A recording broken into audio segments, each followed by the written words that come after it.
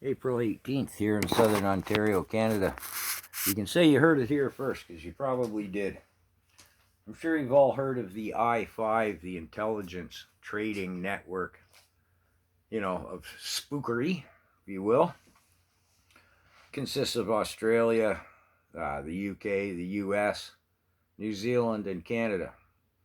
Now, the I-5 just had a big meeting a couple months back, San Francisco, I believe, where I guess they could be called the I-3 because Canada and New Zealand weren't invited.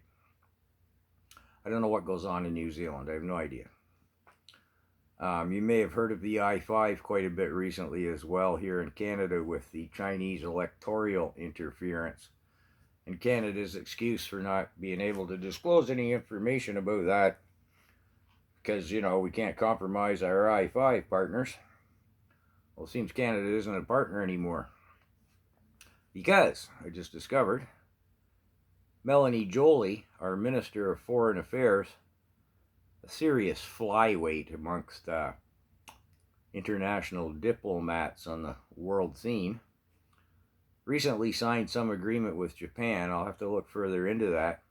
And is in the process of signing some agreement with South Korea to exchange military intelligence or spookery intelligence or whatever.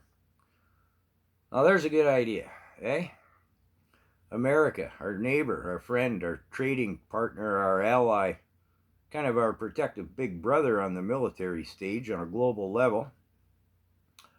And our ties to the UK and Australia needn't be mentioned. And what, they gave us the boot?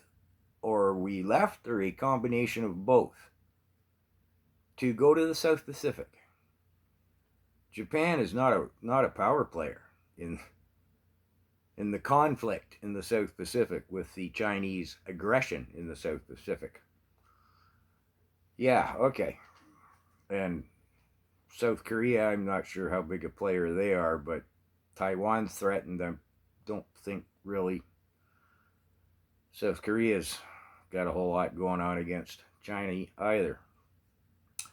Supposition on my behalf. I have no idea what kind of military and naval power they have.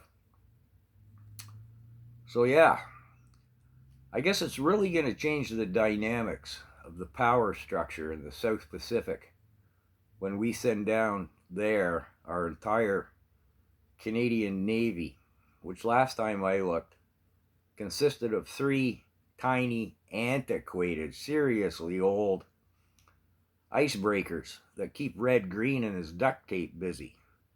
You know what I'm saying? Yeah, but it's this regime of Trudeau. I mean,